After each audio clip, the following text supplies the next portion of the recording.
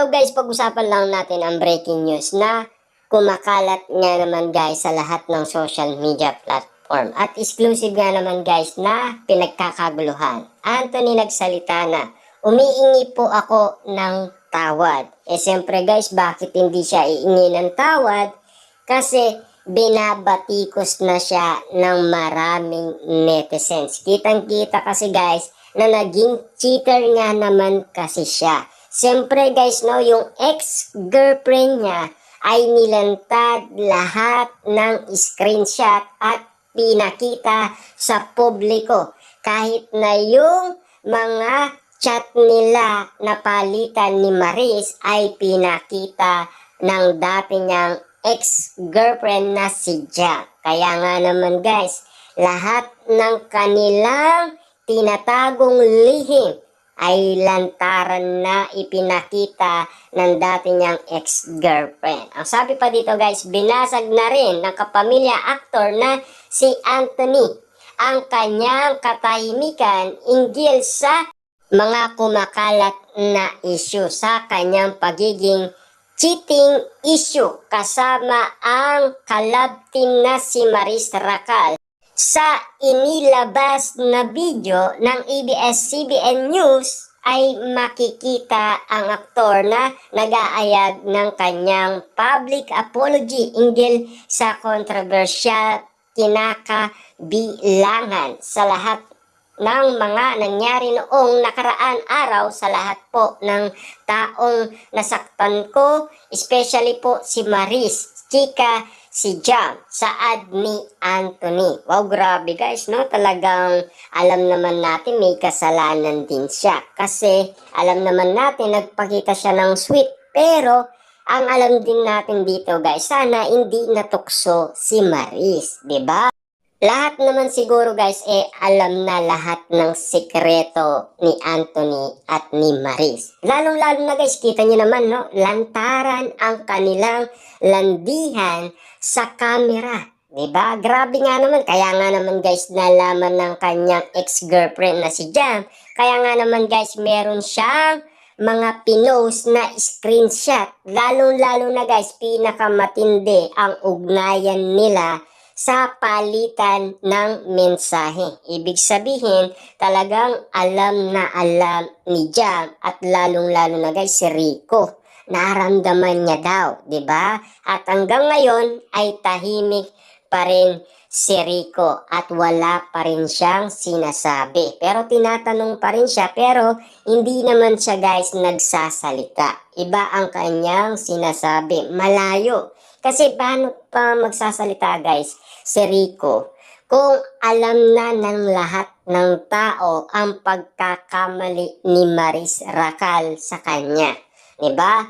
Na alam naman natin guys na sinasabi ni Rico Blanco na gusto niya na sana mag-propose kay Maris. Kaso nga lang guys, umayaw ito.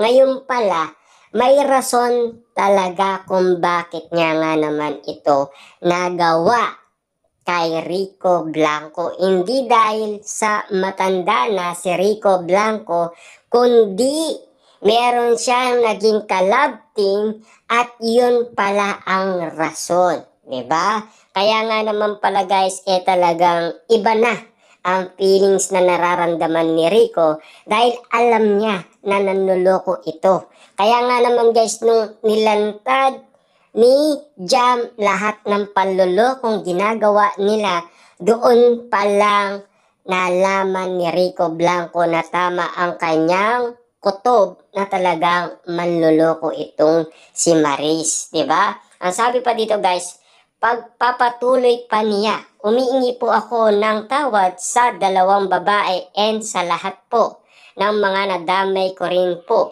Yun lamang po, sorry po ulit. Kita nyo naman guys, no? Napakaliit lang ng kanyang sinabi sa lahat ng mga taong nasaktan niya, lalong-lalo na doon sa dalawang sinasabi niyang babae na napaka-importante sa kanya, pero nasaktan niya ng todo ang non-showbiz na ex-girlfriend niyang si Jam. At siyempre, hindi lang si Jam ang nasaktan niya guys kahit na si Rico Blanco ay nasaktan niya. Kaya nga guys, double cheater ang issue eh. Kaya nga naman yung panloloko nila ay lantaran talaga.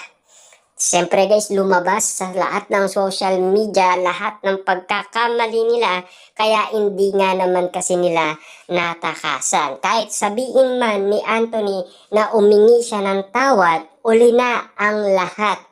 Meron na silang nasaktan. Nasaktan niya na ang ex-girlfriend niya, nasaktan niya rin si Rico Blanco. Kita naman natin guys, no? Iba talaga ang sitwasyon kapag ikaw ay cheater. Marami kang masasaktan, di ba? Hindi lang yung sinaktan mo yung mahal mo, pero meron ka pa palang tinitignan na ibang babae. Kaya yan guys, nagbayad sila lahat ng kanilang ginawa. Kita nyo naman guys, binatikos sila ng maraming tao. 'Di ba? Kitang-kita naman natin guys, nagsosorry sila ngayon, oh. Tignan nyo, 'di ba? At lalong-lalo na guys, meron tayong naririnig na parang pabagsak na ang kanilang karera kasi ayaw na ng tao sa kanila. Parang ganun ang nangyayari guys eh. Parang pabagsak. Kaya nga naman guys, nagsalita yung dalawa. Bakit? Para mapigilan kasi ang pagbagsak nilang dalawa. Kaya nga naman guys, kita nyo naman, kabago-bago lang ni Anthony, nakagawa kaagad siya ng issue. Kita nyo naman guys, no? Cheater pa umano sa dalawang tao na si Jam at Rico Blanco. Kahit na si Maris guys, kinain niya lang yung kantang kinakanta niya. Nakasama niya pa si Anthony. Grabe nga naman guys, napakalupit, no? Malupit na yung kanta niya, pero talagang kitang-kita natin guys na sinasabi ni Jam na lantaran talaga ang kanilang landian sa camera. Pero kita nyo naman natin guys yung kanta ni Maris. Grabe guys, ang lupit, no? Ang lupit nitong dalawang to na pinakita talaga ang kanilang mga baho. Tignan nyo naman guys, no? Talagang inilabas ni Jam ang kanyang galit sa dalawang tao na si Anthony at Maris Racal. Kita nyo naman guys, Rico Blanco, tahimik lang. Sigurado hindi na makakabalik ito guys si Maris, di ba?